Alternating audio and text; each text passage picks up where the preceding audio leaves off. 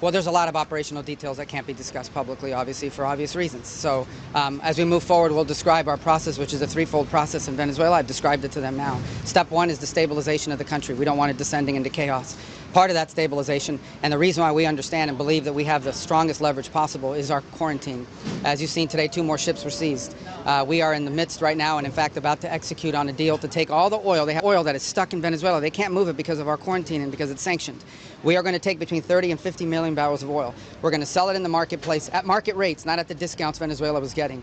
That money will then be handled in such a way that we will control how it is dispersed in a way that benefits the Venezuelan people, not corruption, not the regime. So we have a lot of leverage to move on the stabilization front. The second phase will be a phase that we call recovery, and that is ensuring that American, Western, and other companies have access to the Venezuelan market in a way that's fair. Also, at the same time, begin to create the process of reconciliation nationally within Venezuela so that the opposition forces can be amnestied and released and from prisons or brought back to the country and begin to rebuild civil society. And then the third phase will be one of transition. Some of this will overlap. I've described this to them in great detail. We'll have more detail in the days to follow. But we feel like we're moving forward here in a very positive way. So how long will this take, Secretary? Some senators who were in that briefing describing your operation variously as that you're winning it, but there's no plan for Venezuela going forward. Yeah, I know. They're going to say that. I used to be a senator too. That's what you always say when it's the other party. The bottom line is we've gone into great detail with them about the planning. We've described it to them. In fact, it's not just winging it. It's not just saying or speculating it's going to happen. It's already happening. Like the oil arrangement that we've made with PDVSA on their sanctioned oil that they can't move. Understand, they are not generating any revenue from their oil right now. They can't move it unless we allow it to move because we have sanctions, because we're enforcing those sanctions. This is tremendous leverage. We are exercising it in a positive way. The president described it last night. Secretary will have more to say on it today, who is involved in running this portfolio. And we feel very positive that not only will that generate revenue that will be used to the benefit of the Venezuelan people, and we're ensured that that's what the case is, but it also gives us an amount of leverage and influence and control over how this process moves forward. Mr. Secretary, on Denmark, sir. Mr. Secretary, on Denmark. Why has the administration not taken Denmark's offer to discuss the situation in Greenland? And well, I'll be meeting with them next week. But will you take military intervention off the table? I'm not here to talk about Denmark or military intervention. I'll be meeting with them next week. We'll have those conversations with them then. And but I'm not having anything further to add to that today. Can you clarify your comments to lawmakers? Does the U.S. intend to buy Greenland? Does the U.S. intend to buy Greenland? Can you clarify your comments to lawmakers this week? Well, that's always been the president's intent from the very beginning. He said it very early on. I mean, this is not new. He talked about it in his first term, and he's not the first U.S. president that has examined or looked at how could we acquire Greenland. There's an interest there. But so I just reminded them of the fact that not only did Truman want to do it, but President Trump's been talking about this since his first term. The White House put out a statement last night saying that the military option is on the table. Thank you, Mr. Secretary. They said the military option is on the table. So is the administration really willing to risk the NATO alliance by potentially moving ahead with military operations? What I think the White House said yesterday is what I will tell you now, and I've always said. The president always retained the option. Every president, not this president, every president always retains the option. I'm not talking about Greenland. I'm just talking about globally. If the president identifies a threat to the national security of the United States, every president retains the option to address it through military means.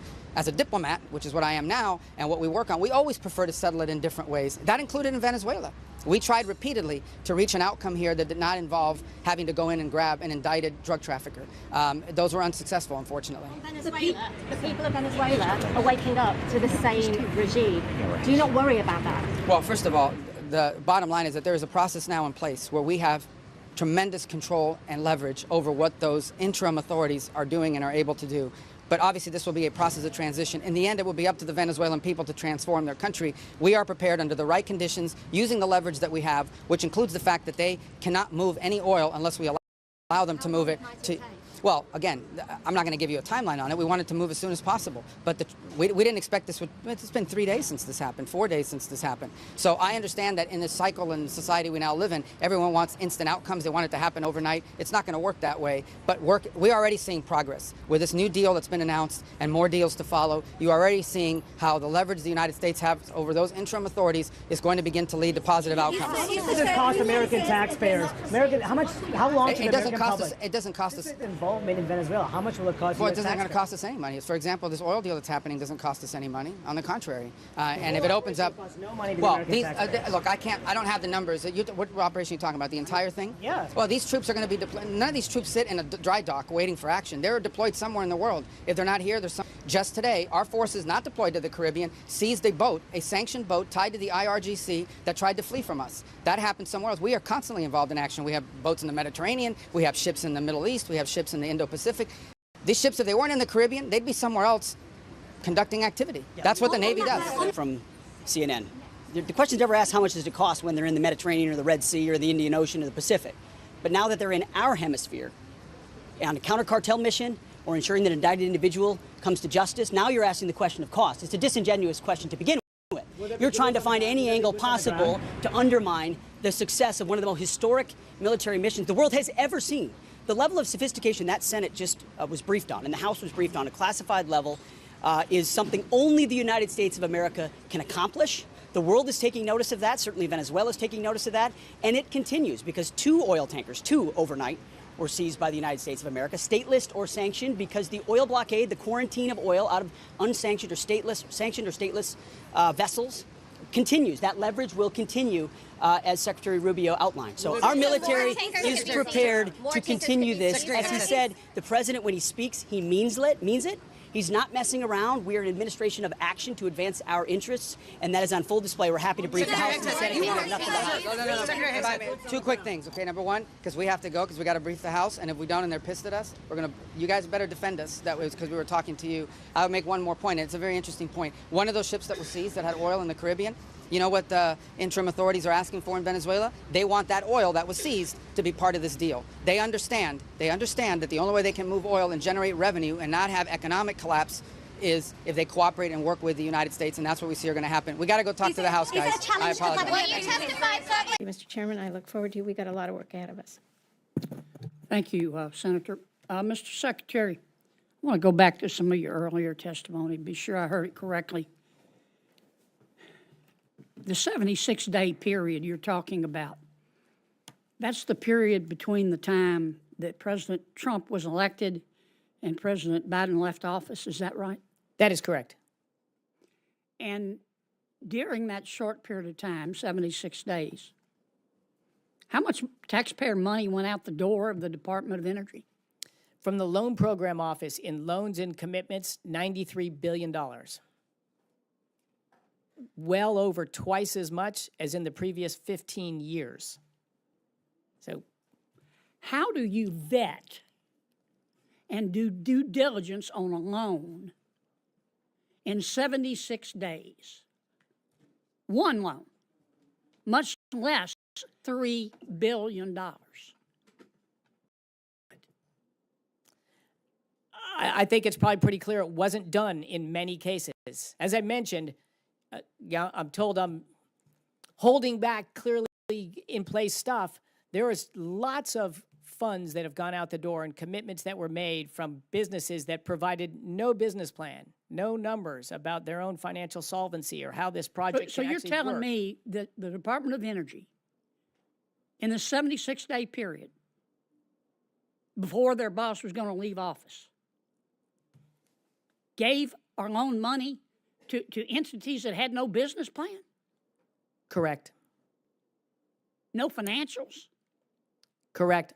A number of those were were before the 76-day period as well. I've come in with great concern about how this institution, this great American institution, has been run and how American taxpayer money has been handled. I'm sorry everyone's upset that we're taking some time to do it, but what we've seen and what the record shows I'm is not just upset. Could it be that a lot of people say you haven't returned your calls? Could it be that you and your colleagues have returned the calls, but the people calling just didn't like the answer? Could that be a possibility? I'm not aware of that. You know, I give my cell phone number to any senator that wants it, and I return my calls. I mean, has your department gone dark? Somebody said your department's gone dark. Is it dark over there? It doesn't look dark behind me. I don't see any of you sitting on your hands. Somebody made that charge. I see everybody's hands. Let me ask you something else, Mr. Secretary. Does anybody ever come to the Department of Energy to get some of this free money and lie to you? I have not experienced that, but I think it's a reasonable assumption that that has happened. Does anybody ever come to you? Or is it conceivable that some of these folks that heard about this free money came to you with a half-baked idea? I think it's very conceivable. In fact, I've seen such plans that were half-baked would be charitable. That didn't have a business plan, right? Correct. A promise to develop one, to find a location. Just give me the money and I'll develop the plan later. Correct. And now you're going back through, not money that's already been contracted, but you're going back through and checking each one of these loans and these grants to make sure there was no stealing, aren't you? We are. We are. Make sure there was no incompetence, aren't you? Is that correct? We're looking at that, and yeah, my blood pressure is rising right now just thinking about what we have seen and what did happen at the department. And you're going to tell some of these boondoggles no, aren't you? That's correct. And they're going to be upset, aren't they? That's correct. And they ought to be upset, shouldn't they? I don't think they should be upset. I think they should be ashamed. I am. It's rare that I'm speechless. But I want to be sure I understood. The people running the Department of Energy for President Biden's administration shoveled $93 billion, not million, $93 billion out the door in 76 days, and it just happened to be the time between when President Trump was elected and President Biden, their boss, was leaving. Is that right? It is correct and distasteful. Confidence undermining. My God. Look, I hope you take whatever time you need to go through all of these projects penny by penny. I mean, I've heard this testimony today. Well, it'll cost jobs in my state. If somebody steals $50 million and goes and spends the money in their state, that's going to stimulate the economy, isn't it? Yes, it will. But that's still stealing, isn't it? And it's still illegal, isn't it? Yes. I mean, they were spending money at the Department of Energy like it was ditch water. Their budget went from $60 billion to $160 billion since fiscal year 2021. It just sounds to me like there were a lot of people coming to the Department of Energy who had all 4 feet and their snout in the trough. I hope you'll turn down the boondoggles and refer the thieves to the Department of Justice. We will indeed. Senator, the one complication in there, too, is mixed in there are good companies doing good things honestly with credible plans. And you're trying to separate the wheat from the chaff. Yes, that's what we're trying to do. That's our job, and we're doing it. But there's a lot of chaff. Let me ask you one final question. Let me go back to how many employees you have. Now, there have been some allegations today that you've cut tens of thousands of employees. Is that accurate?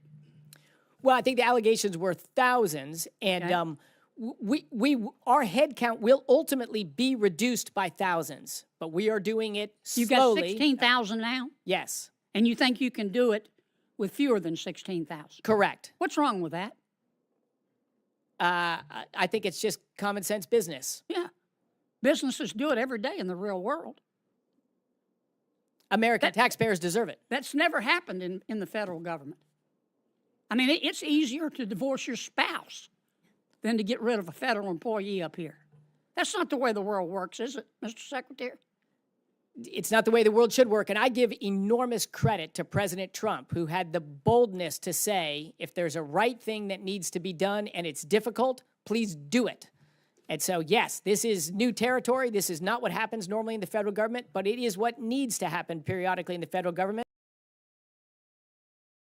and has set the departments free. Make the changes you need to make to better serve American taxpayers and American consumers. And across his administration, that's what's being done. All right. On that note, I just wanted to clear that up, Mr. Secretary, because I don't know you to be a person who doesn't return his phone calls or take care of business. And my guess is you don't tolerate people around you who take a cavalier approach to their job. Thank you, Madam Chair. Thank you to all of the witnesses for being here. Let me say that I, too, am pleased that we're finally holding a hearing after years on this vitally important topic, particularly as these anti-Jewish, anti-Israel protests now erupt again on our college campuses, all of which are getting massive amounts of federal funding. Mr. Rockland, is that how I say your name, by the way? Is it Rockland? Rackland, just Rackland. R-A-C-K rather than Rackland. Okay, I got it. All right, I'll see if I can adhere to that. Appreciate it. Let me just ask you, I just want to make sure that I heard you in response. I think it was to Senator Welch. Did you say that you're not in favor of canceling visas for foreign students who commit unlawful acts against Jewish students? I said at this time, Nexus does not have a position on that, the organization I work for, and then I went on to describe how in the national strategy, it doesn't talk about that, doesn't recommend that, and that was done in consultation with 1,000 leaders across the board and was supported by the ADL, AJC, JFNA, J Street, all of us. So you don't think that's not a good idea? I mean, why would we permit a foreign student here on a student an act of violence, an unlawful act against a Jewish student? Why wouldn't we say, sorry, but if you're going to commit acts of violence against Jewish students, Jewish Americans, or foreign Jewish students, whomever, we're going to revoke your visa. I mean, you're going home. So I think on that issue itself, I'm trying to think now. It's not, when you're talking about acts of violence and you're talking about actually breaking U.S. law towards students, that is criminal. That should be done through the Justice Department. When we're talking about deportation, that's immigration. So if there is a criminal investigation that leads to deportation, I think that's perfectly acceptable. Well, I'm talking about student visas. They're here on visas. They're here on particular. Doing that.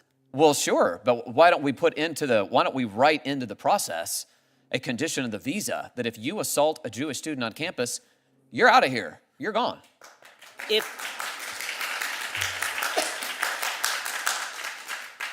If it was written in the statute and if it was broad enough to be not just be for Jews, but for all people that have experienced discrimination, regardless of who they are, I think that we should look at that. But I think until that is in law, what I'm basing this on is what the current statute says and what currently is being done.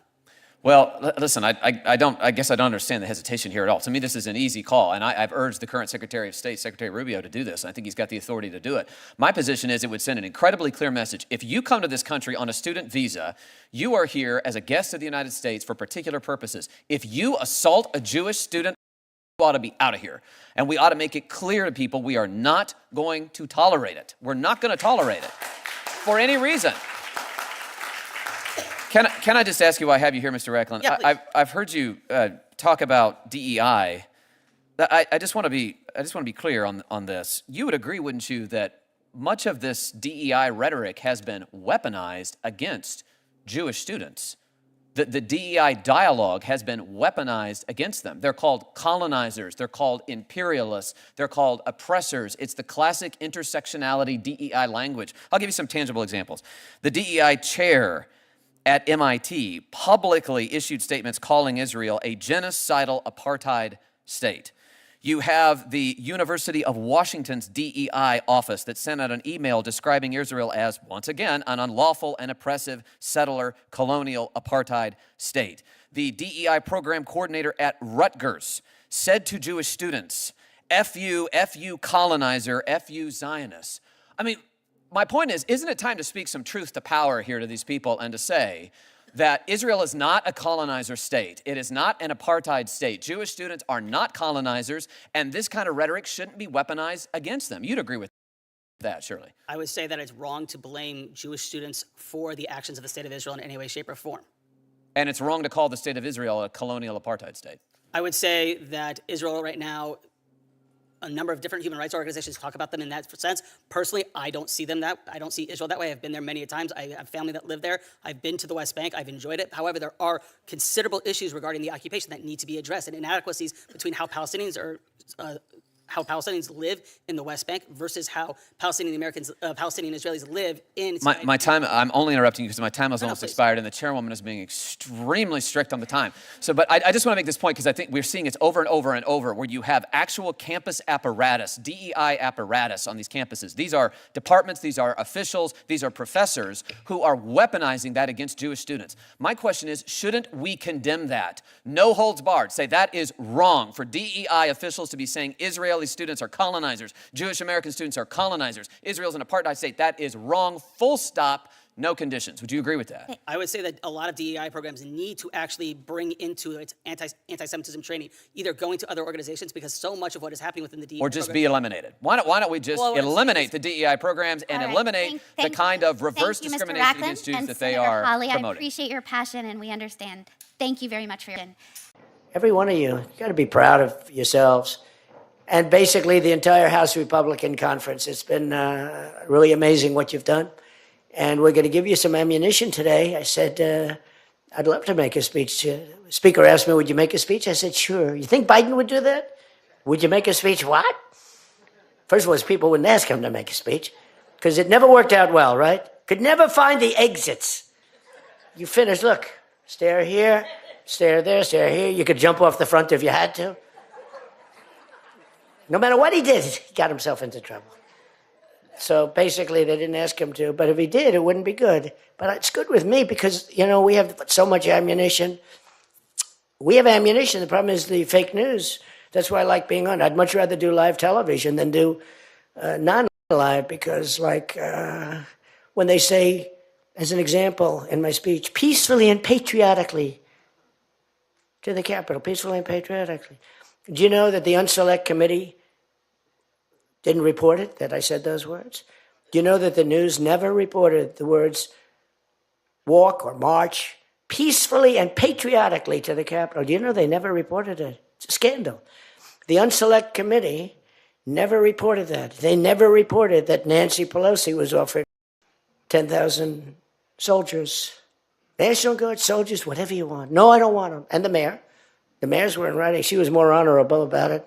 But Nancy got caught when her daughter did a documentary. She's a documentariist. And she has her mother saying, it's my fault. I should have taken the soldiers or something. I saw that in the documentary. I said, whoa, this was a major story. Has she spoken to her daughter since that, you know? But they just, you know, they are vicious people, even on the attack. And it was an amazing military feat that took place yesterday. Think of it. An amazing military. The people are saying, well, thank you.